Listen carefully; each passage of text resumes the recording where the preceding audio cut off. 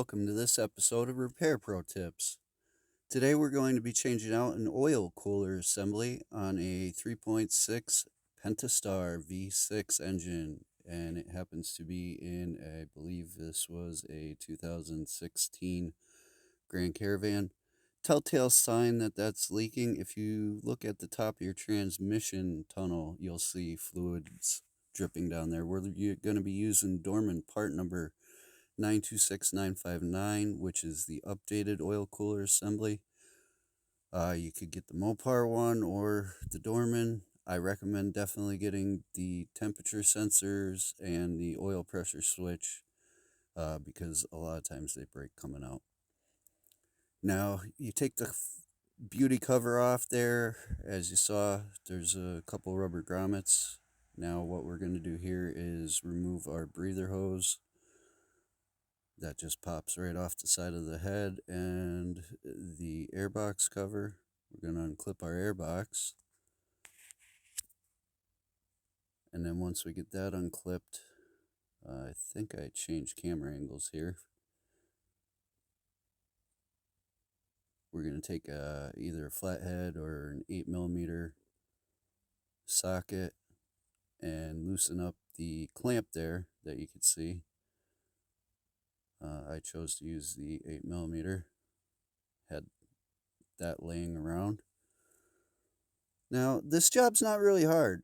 I mean, it takes a little bit of skill and knowledge and just being patient and careful with everything. I did switch to the screwdriver. I forgot about that.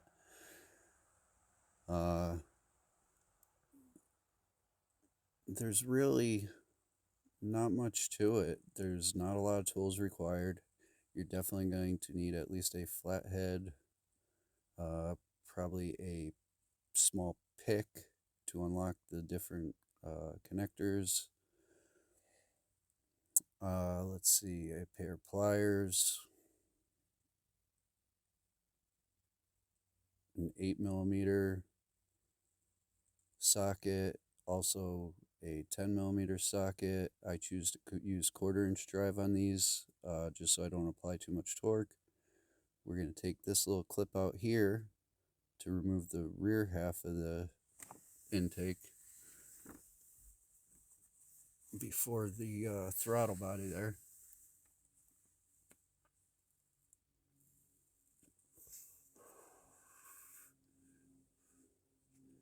Now, once you get that clip out, there is a little nub in the back, like the beauty cover had, that holds that onto the throttle body, and then there's a little rubber gasket. You'll see me fix it here.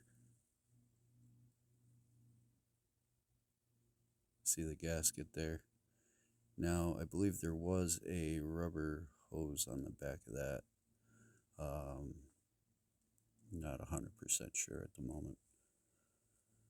So next you're gonna, oh no, it wasn't a rubber hose. That was the sensor. You have to disconnect the one sensor on the back of that. Then we're also going to disconnect our throttle body connector. You have to unlock it first and then push the little tab in and pull back. This one's giving me a little trouble.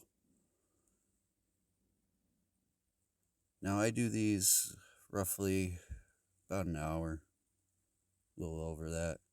So you're kind of seeing this real time here. This is not sped up at all. I did clip out some camera changes, things like that. But all in all, I did not really cut this down too much. So, this is roughly what you could expect to deal with when you're doing one of these. Now, what I'm doing over here is just making sure all my wires and hoses are disconnected.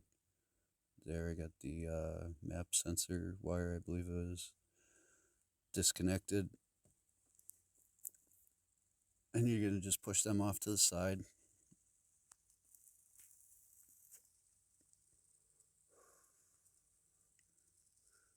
Next, what we're going to do is remove the vacuum lines and breather lines going to the intake. They're just behind the throttle body. coming up here in a little bit, I'll show everyone a better view of what I'm doing. So we got the one vacuum line here, and then your brake, well, it's, no, that's the breather line right there. And then you have a line, another vacuum line going back to your brake booster on the back side of the manifold there. So you do need to take that off as well.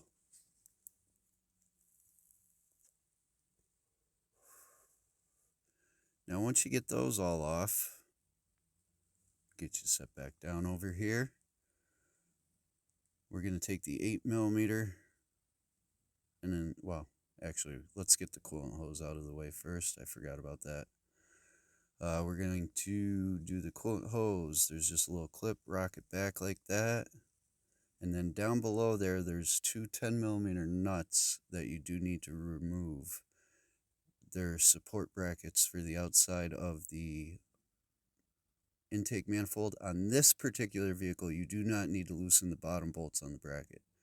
Some of the other pentastars you do. Some have EGR valves on them that you must manipulate a little bit to be able to do this job. That's usually on the Jeeps. But on the Caravan, it's not so bad. Same with Chrysler Pacifica, Town and Country, whatever, those type of vans. So now I'm going to get those nuts removed here. Might take me a second here. And you know, none of this really needs to be torqued extremely tight. So basic hand tools is all you really need. I do believe I use my electric ratchet at some point here, but that's not necessary. I've done them by hand. I've done them with the ratchet. I don't install them. I definitely do not install them using an electric ratchet. I do that all by hand and then use my hand torque gauge to feel it out. I mean, really, I should break out the actual torque wrench, but I don't really need it at this point. I've done probably 50, 60 of these.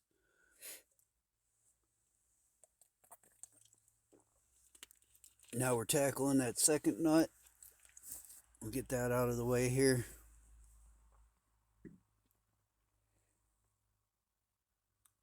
Got it loose.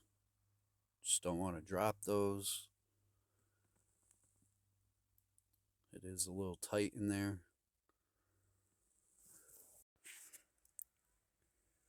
As you can see here, there are 1, 2, 3, let's see, 4, 5, I think there's 6 total, 5 or 6 8mm bolts / screws that you need to now loosen all the way.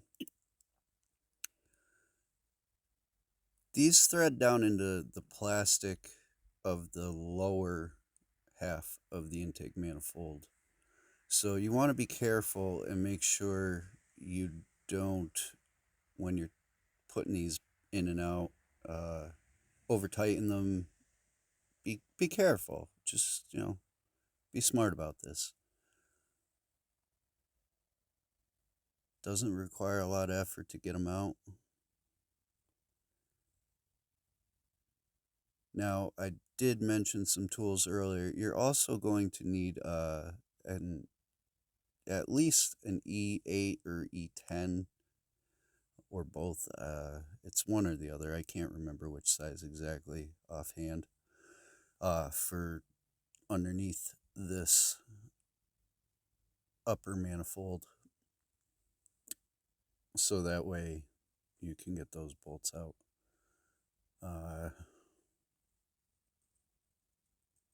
Once you get these all loose, the whole throttle body, everything will lift off and you can pull that out. Just takes a little bit. Like I said, I didn't speed this up. This is real time. If you guys have done these before, ladies, guys, I don't care who you are, honestly. Let me know in the comments what you think. Do you think these are easy to do, hard to do? Do you see them a lot? This is a common failure point for the Pentastar V6. Even on the 3.2 liter in the Jeep Cherokee, not the Grand Cherokee, that has issues with the oil cooler as well. So they're very similar engines. I think I forgot to loosen one of the bolts over there. But as you can see, it's already loose, the manifold, pretty much.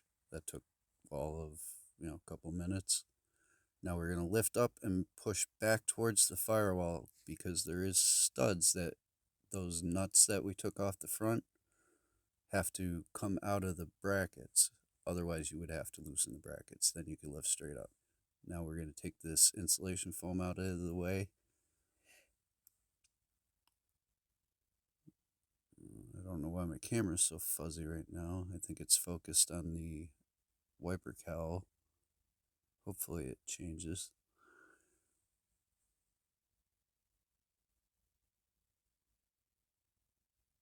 Next, I believe what I do here is, yep, we're going to take the fuel line off.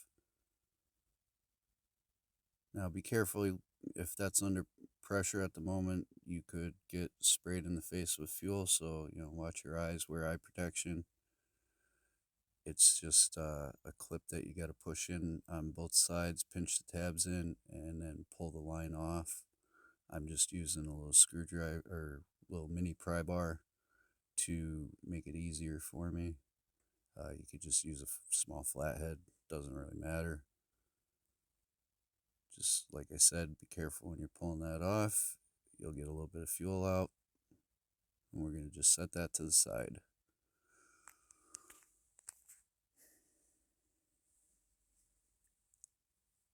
Next, what we're going to want to do here is disconnect all our fuel injector and ignition coil wire harness plugs.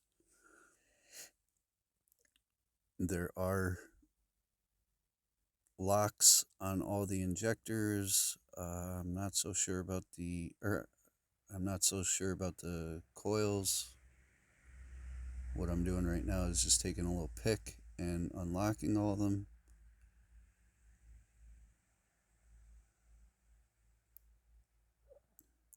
Now there is retainer clips that hold the wire harness to this lower manifold. You're going to have to pop those loose. Just take a little panel clip tool.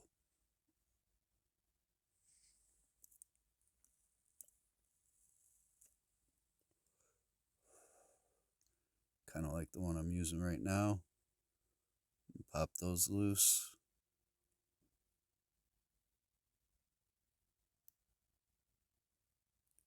And then we're going to start unplugging everything.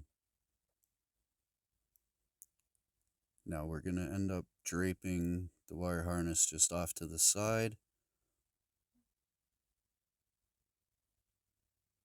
Once we get the back half disconnected.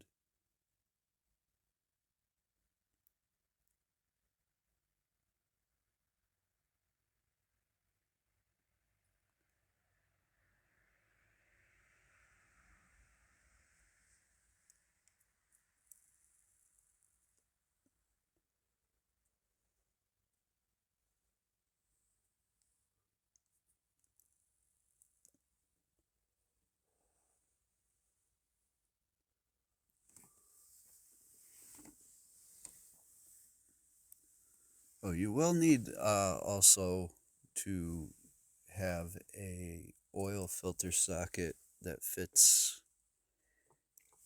on the oil filter housing cap for the top of the oil filter when you install the new one. It does not come pre-assembled. usually. Depends on where you get it from. Okay, so this is where we're using the external Torx style screws uh, and socket and the electric ratchet. Like I said, you do not need this. You could do it with a hand ratchet. I broke them loose first. I'm just trying to speed things up. I do work at an automotive shop, and yeah, time is money. Like I said, I do not install it with this though. This is just for removal.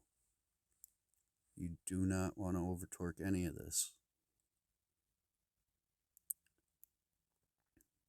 Now we are going to be replacing the gaskets you see there on top of the lower manifold, and then also the lower manifold gaskets. They come with the set.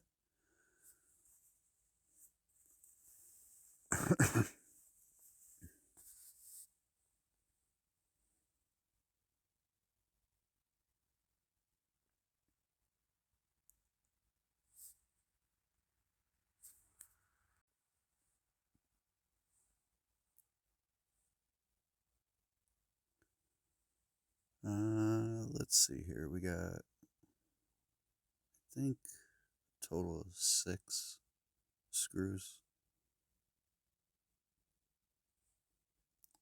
Now that they're all loose, I forgot a clip over there for the wire harness.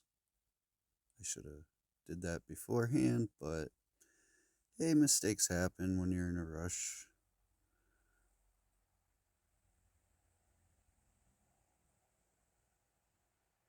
Alright, so now we can lift that up out of the way. And there's the oil cooler assembly down in the middle there. There are a couple of connectors. One's your oil pressure sensor. The other is a coolant sensor. And then you also have a coolant hose going to that oil cooler. So you do need to disconnect all that. I'm sorry, I think the E10s are down here, or the E8s rather. The one before might be the 8mm still. I'm going to go ahead and get these wires out of the way.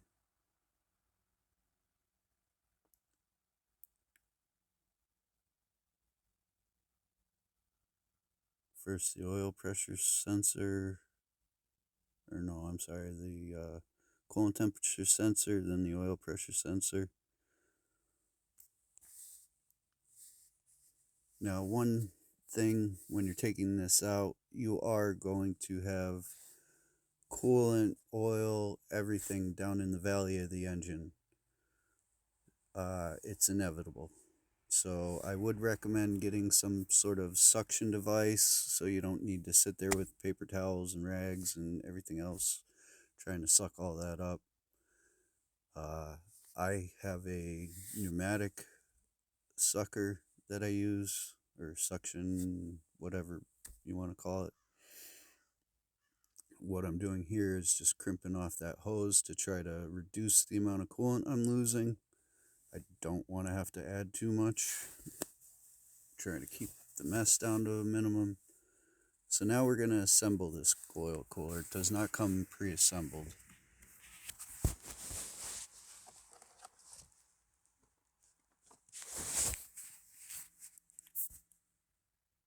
There's a set of double O-rings that go on the top. And then you have your O-ring and gaskets for the bottom. Now you put the cooler itself up on the top there. Line it up with the alignment pins. And now these are Torx drive. I believe they are T25, 27, something like that. Harbor Freight sells cheap Torx bits. I don't know what to tell you. Just buy a cheap set. That's probably the easiest way to do this.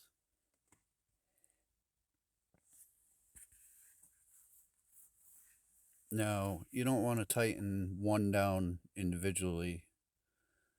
what you're going to want to do here is take and put each one in, started by hand, and then gradually work your way around and tighten all of the bolts for this. If you try to just tighten one and then don't do it this way, you're likely to have leaks. It may not seat on there right. You're going to have issues with it binding going down onto the alignment pins. Your best bet is to just gradually work your way around it. You might have to do it twice or three times just to get the torque and screws right. But, you know, just take your time. If you're doing this for yourself, there's no rush. If you're doing this as a tech, learn what you got to do and do it as fast as you can without doing it wrong, especially if you're on flat rate. So now I'm going to take my ratchet, now that I've started them, and apply some final tightening sequences here.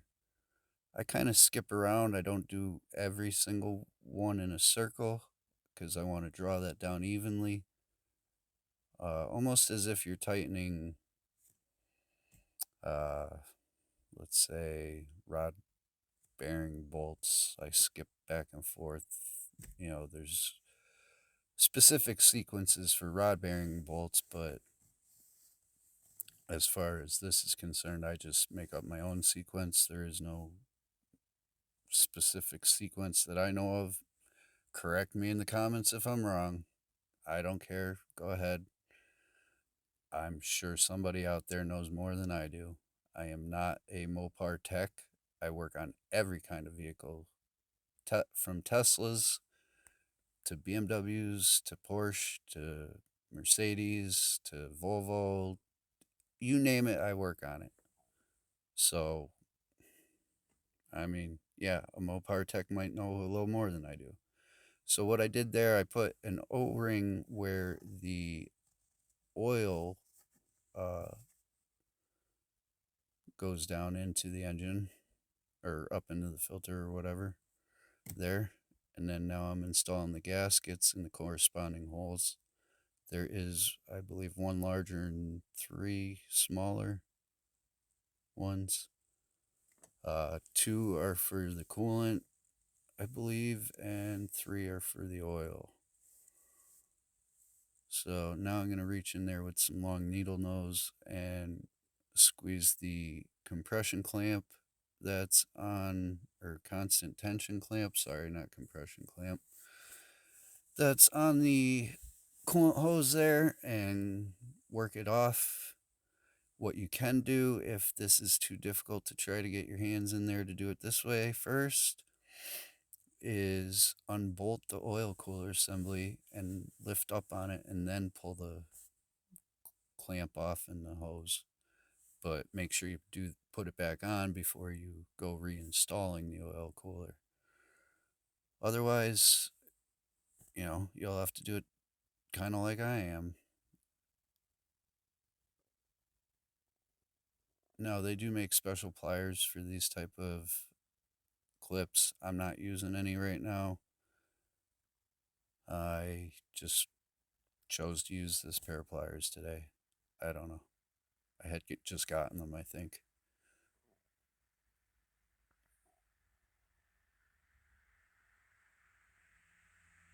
It does take a little finesse and finagling to get that clamp back enough. Once you do,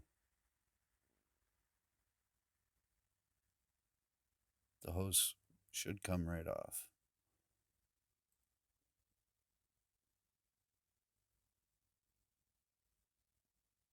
I think that's what I'm doing there right now.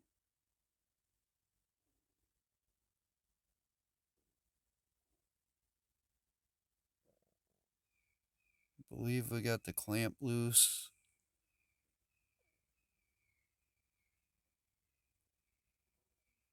Trying to pry the hose loose with my little panel clip tool there.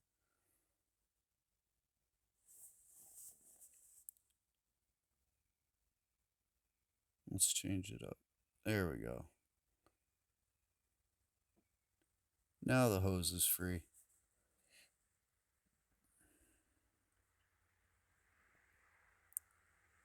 Okay, so now we're going to unbolt the old oil cooler.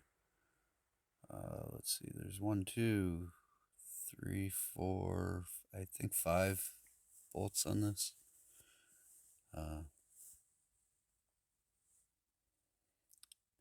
Now, bear with me, everyone.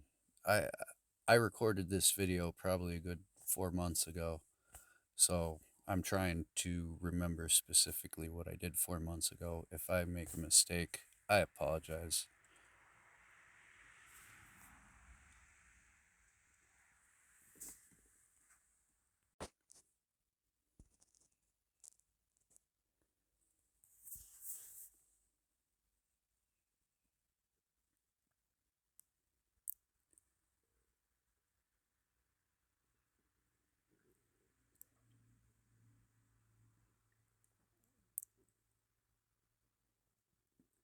Now these bolts, they're a little bit on the tighter side than the rest of the ones that you've taken out so far. If you're following along and either doing this project at your home or in a shop as another fellow tech.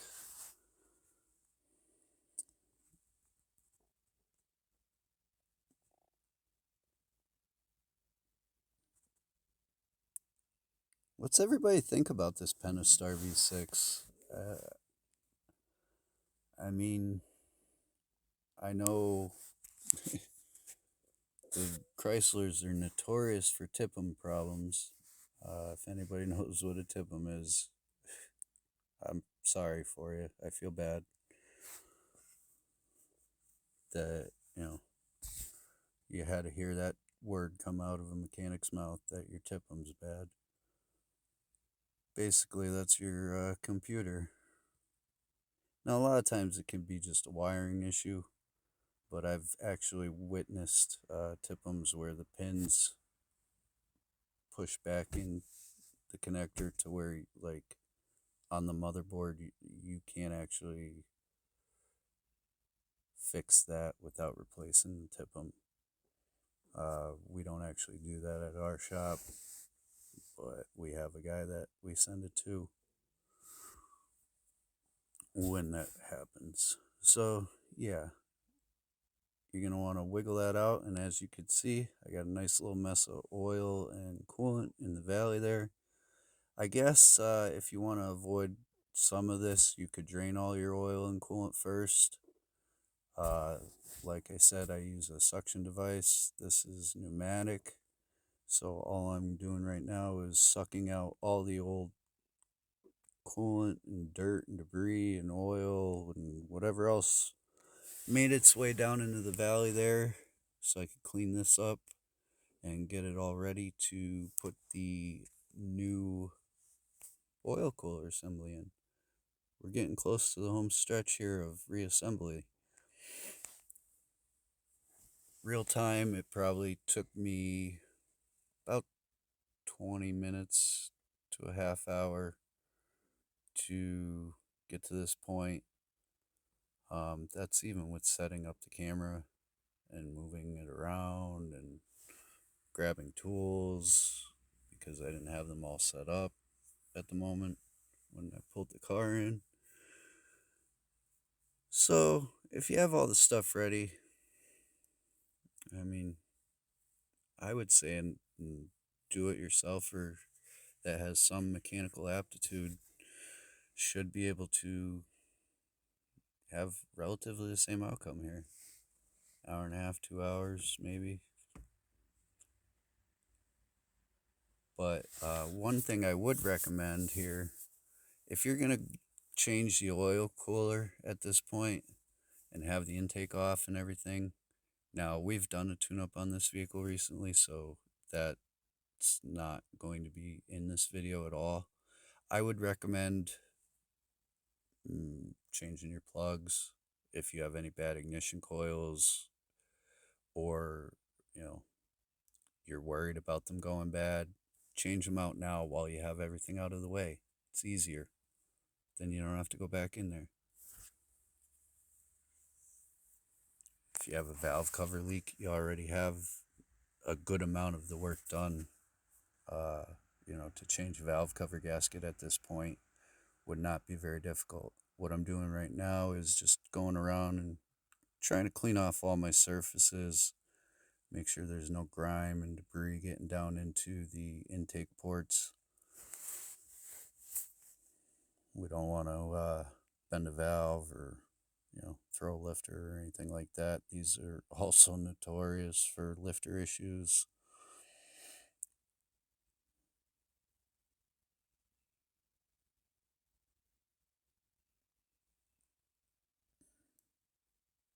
All right, that looks pretty clean now.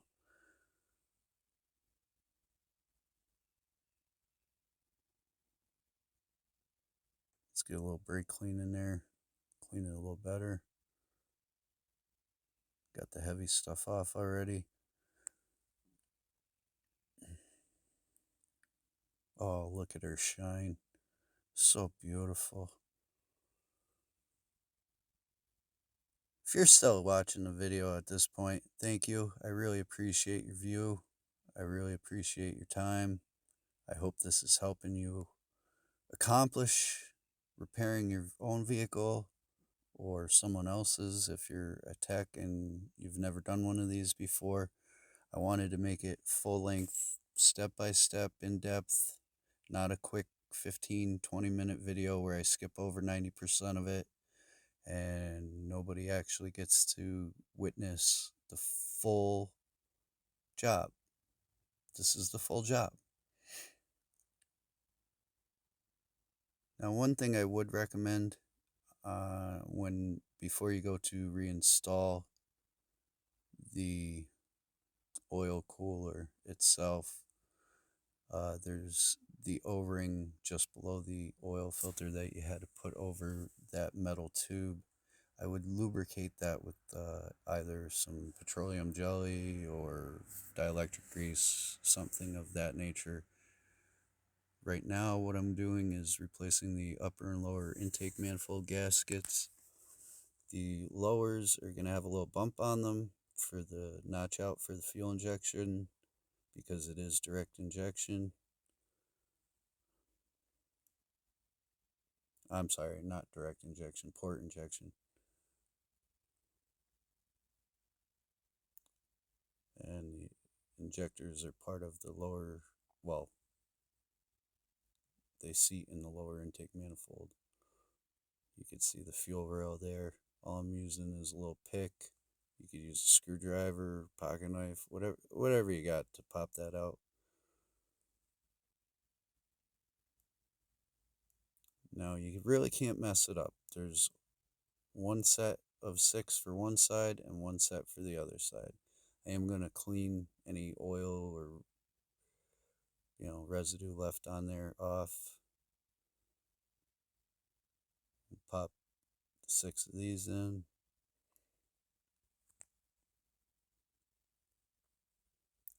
We're making progress. We're starting to put new parts back on. That's a good sign. That means the job's more than half done.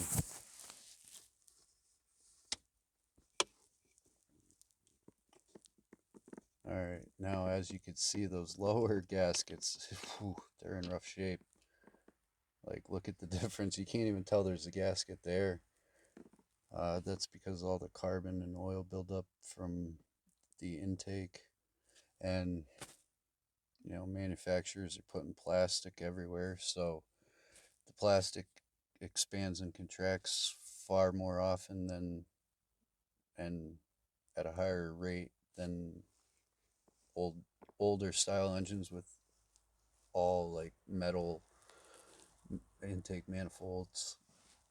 So you're going to be prone to having more issues like this where the gaskets just wear out. But I mean, these things are easy enough to take apart, so it's really not a big issue. We're gonna take some brake clean there, or I'm sorry, carb clean, not brake clean, and clean off where our gaskets go, clean out the ports a little bit, and also clean off the heads of the fuel injectors. That way it runs a little better.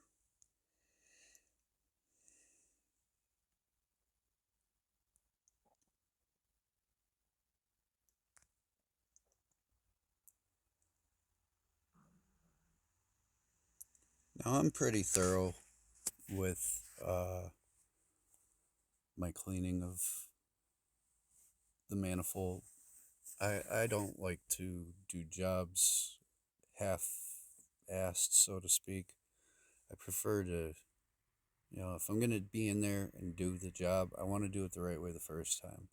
I don't want to get a car back a week later, oh, there's an issue with it, and then I'm stuck fixing it on my own time, or, whatever the case may be. I actually am gifted to be paid by the hour, not flat rate where I work, so I'm not really pressed for time personally, but I am because if the shop doesn't make money, I don't make money. So, you know, can't make a 1 hour job take 8 or 2 hour job. I'm not sure what the book says this is supposed to be. Just taking some air and blowing all the carb clean and everything else off. Saw a little fuel spill out from the fuel rail there.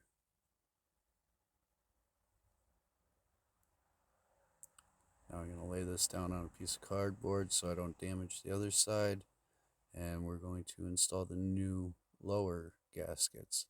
You see how that sticks up off the surface of the plastic? That's the difference between the new ones and the old ones. The old ones were compressed to the point where they were allowing fluids and gases to blow through there a little bit or seep through there over time.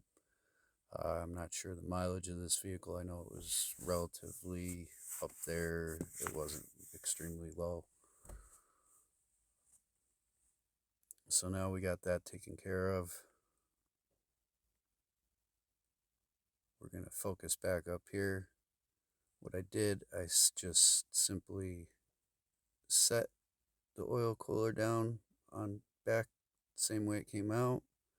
I'm getting ready to reinstall the new bolts that are supplied with the kit. Do not reuse the old bolts. Use the new bolts.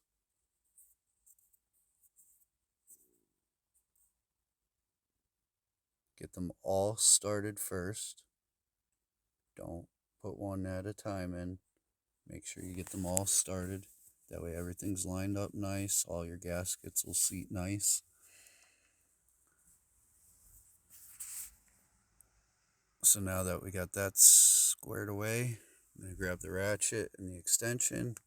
And now we're going to go the opposite of the way we started and start putting this back in.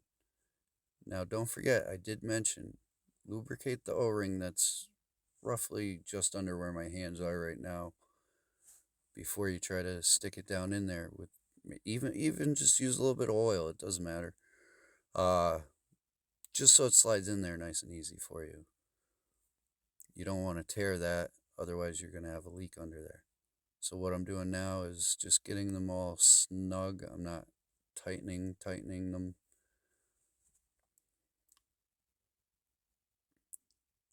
I'm kind of bouncing around back and forth so it gets tightened down evenly and everything sits flush.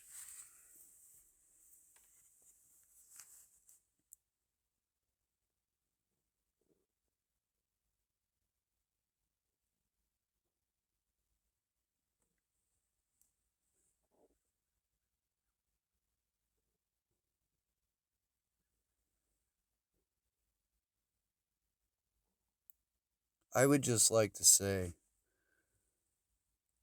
for anyone out there that's just watching, not a person that actually posts content, you would not believe the amount of work. It's not necessarily work, but time and effort involved in actually producing a video like this. Now, if it wasn't so noisy in the shop with the compressor running and everything, I could have just spoke over everything and told you all this while I was doing it. But need, unfortunately, need to voice over all my videos. So right now, this video probably has, I would say, somewhere around 4 hours, 5 hours or so, maybe a little bit more into it. Took me an hour roughly to change this part. Now I did put the new oil pressure switch, or I'm sorry, sensor in there before I stuck that down in. I believe I do show the part number at some point. Maybe not. I'm not 100% sure. Now I'm putting the coolant hose back on.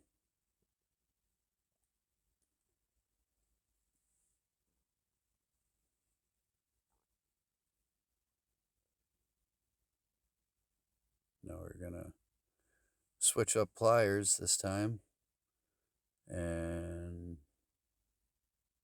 try to put that clamp back on. Maybe not. Maybe we're going back to the blue pliers.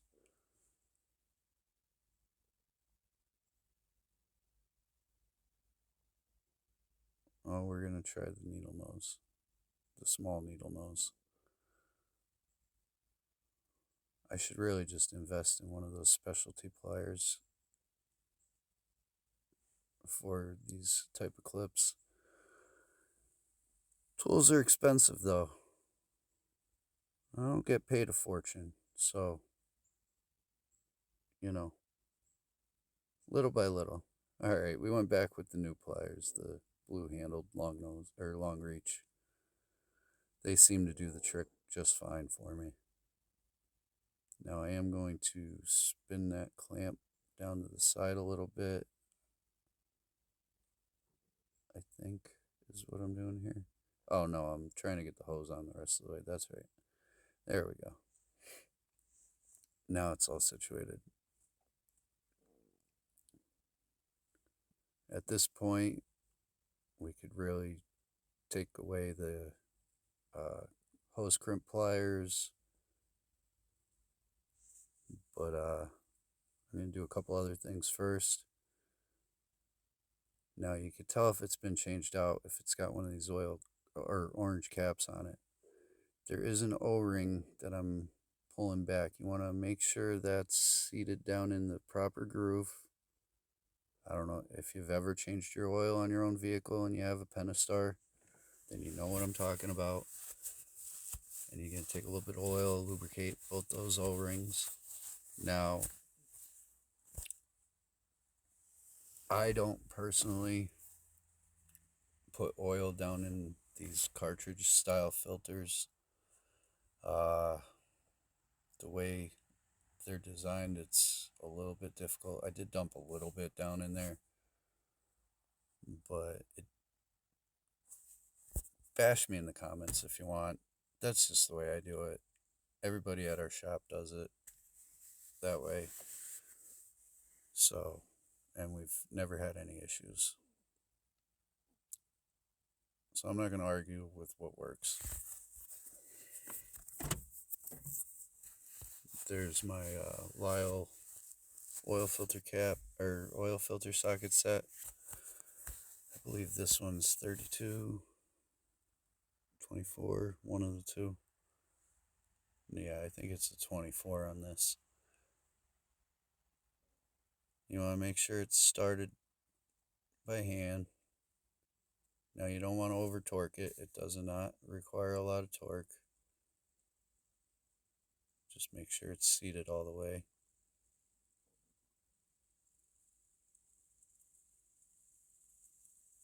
that's it. Now the oil filter's in there, so that part's all taken care of. Now I believe we're going to install the coolant temperature sensor. Oh, that's probably why I did not take the crimp pliers off. So there's the part number from CarQuest, WTC 1003, looks like. That's going to go in that top hole. Like I said, a lot of times they don't want to come out of the old housing. Depends on the mileage, where you live, too. I'm in the Rust Belt, so we have all sorts of debris up in our vehicles. And unfortunately, the oil pressure switch broke on me, and the coolant temperature sensor rounded right off on me. So we had to order new ones. I normally suggest it right from the get-go anyway. I believe that was a 17 or 18 millimeter, something like that. And you just want to tighten that down till it starts getting snug, and you don't want to like go crazy. Just get enough of the threads in there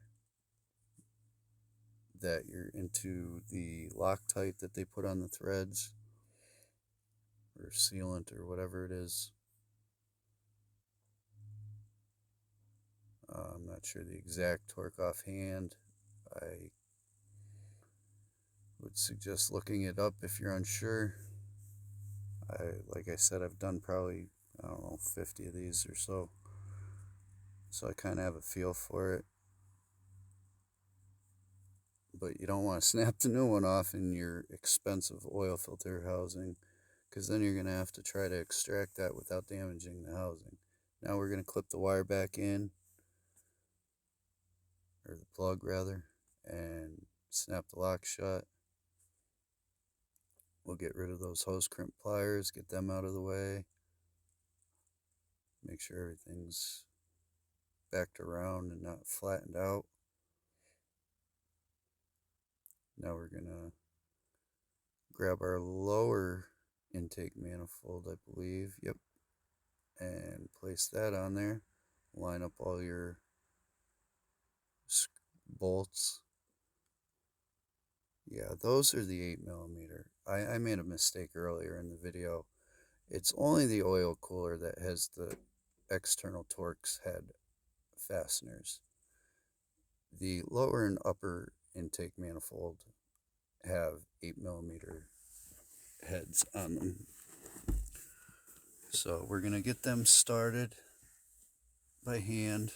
You want to make sure they all line up. It is easy to miss lining them up if you're not careful, especially on the upper half. The lower half, not so much. And it looks like, yep, we got a 1, 2, 3, 4. I think there's actually 8 bolts holding that down, because there's 1, 2. Yeah, I believe it's 8. Don't quote me though. I could be wrong. Obviously, you got to unscrew them all. So however many there are, that's how many you need to unscrew. But you can visually see all of them if you have a flashlight of some sort to shine on what you're working on. I have a headlamp on at this particular moment. Kind of like the headlamp style lights. I don't know what everybody thinks about those. If you like them, if you use them, if you have a brand you recommend. I have a Snap-on one that's actually getting worn out. My head's not big enough to fit it inside of it. The elastic's wearing out, so I paid quite a bit for that one. I believe that was like $100, $120 or so.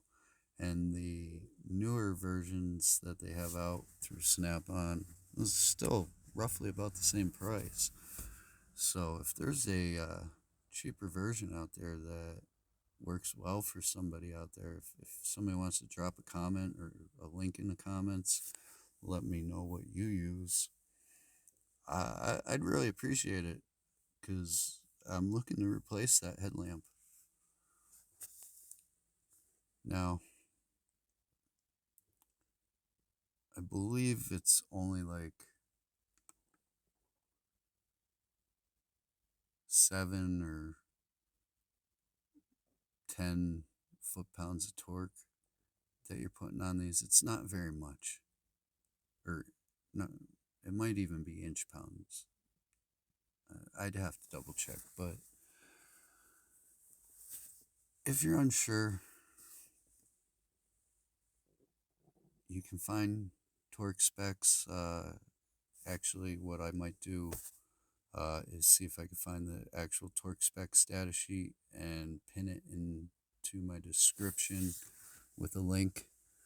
So that way, if anybody is unsure of what they're doing and would prefer to use a torque wrench here, they can have an actual torque number, because I honestly don't know it offhand. I would have to look it up myself. Now we're hitting the home stretch here. I think we have about another 15 minutes or so of actual work here. It's just a matter of connecting all the wires back where you took them from, hooking up the fuel line, putting the rest of the upper intake manifold on. Now, when you go to put it back on, you want to make sure you're underneath the wiper cowl with the back of the upper intake manifold where the throttle body is. I think I forgot about the cowl on this video and started to try to just put it straight down and forgot all about the fact that I need to put it under the cowl first. So, even after doing it quite a few times, if you're not paying attention, you can make mistakes. So be careful when you're doing this. Don't break clips. Try to be gentle. I'm reinstalling the fuel line now.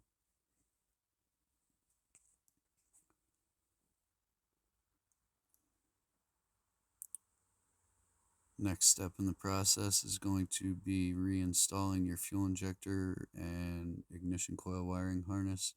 There's that one clip I missed earlier.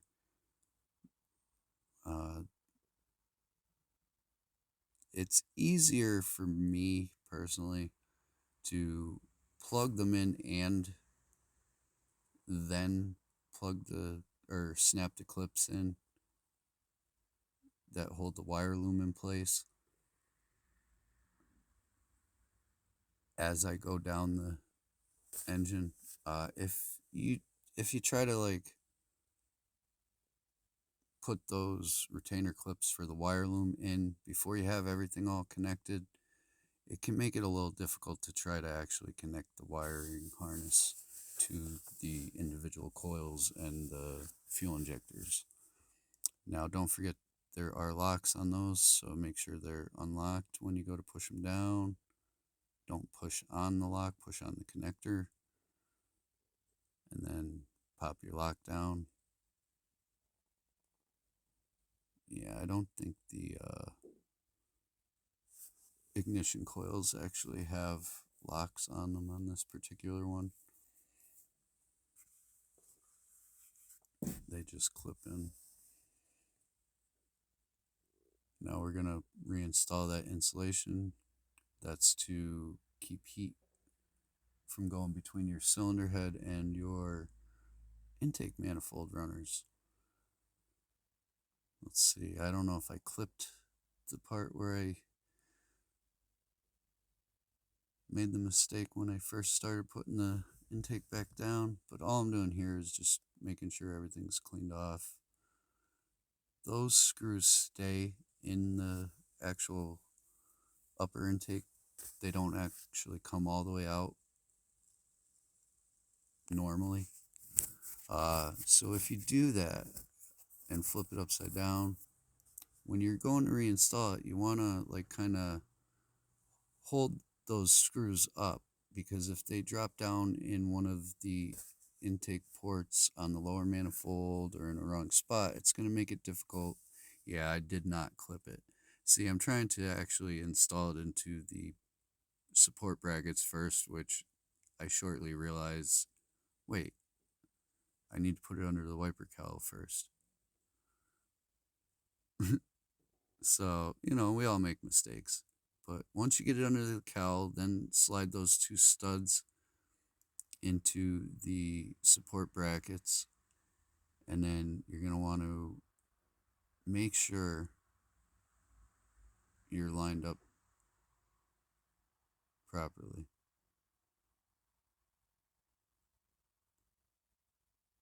Sometimes you have to finagle the manifold around a little bit to get those screws to drop into where they need to go.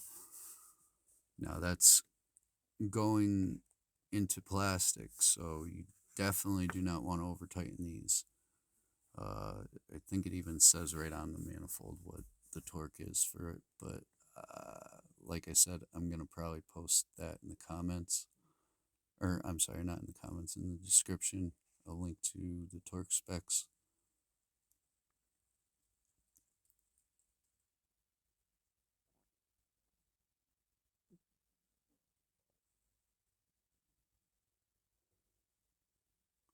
A couple more over here. And we're getting really close to the end here, folks. I can't wait. I could go take a bathroom break.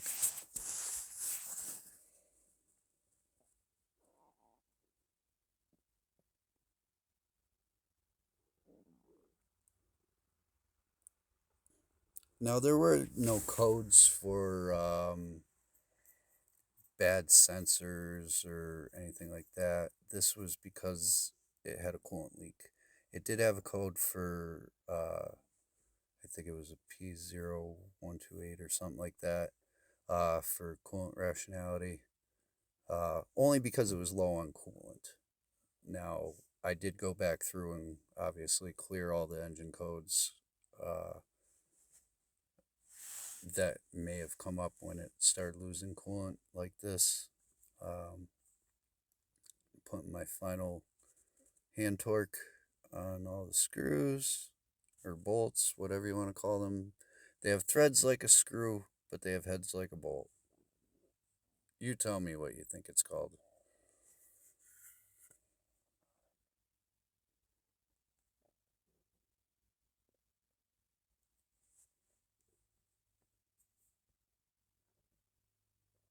Now, once we get this tightened down, what we're going to do next is probably reconnect the breather hose and the vacuum lines that go to this upper intake manifold. Either that or I put the support bracket nuts on next. I don't remember which I did next.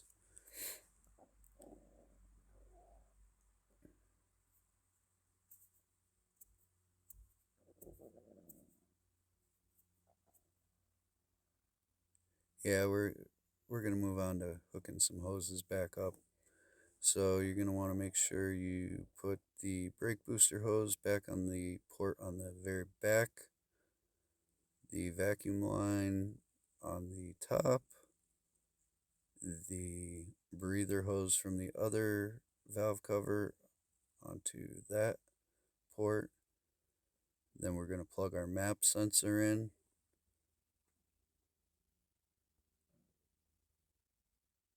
Next, we're going to loop the wire around and plug our throttle body in. Now, these connectors, I believe, all have locks on them, so you are going to have to make sure they're unlocked before you clip them in, and then relock them if you so choose. I would recommend it just to be safe. Now we're going to put the two 10mm nuts back on the support bracket studs.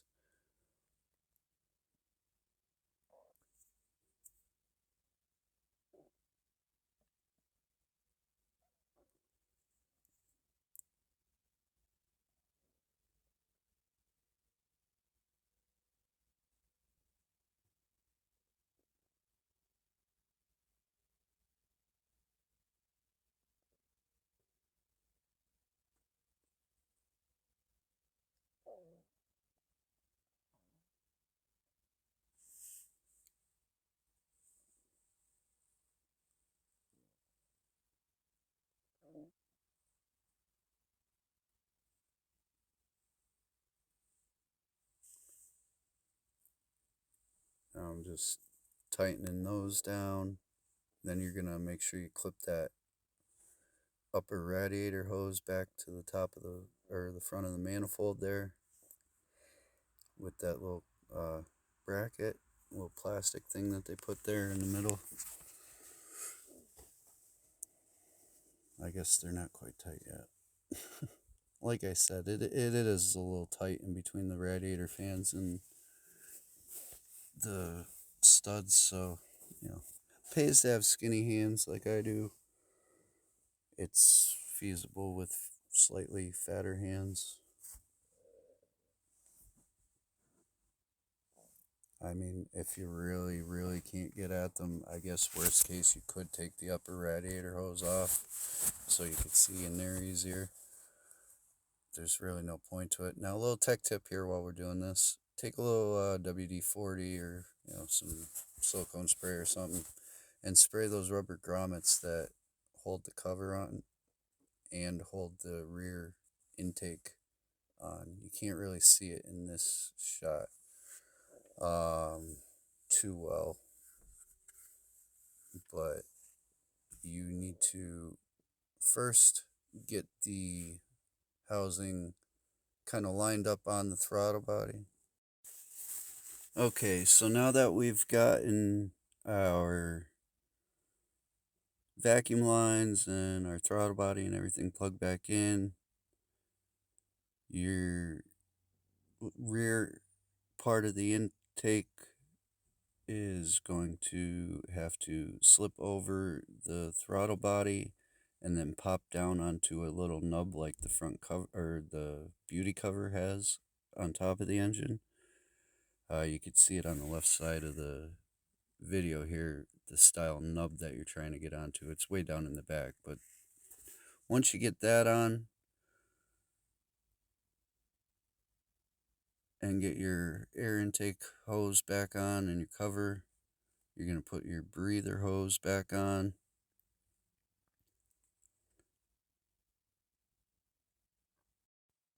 Now all we have left is to top off the oil and bleed out the coolant system, and we are finished. So if this helped you and you liked the video, please give me a like, comment, or subscribe. Thank you. Have a great day.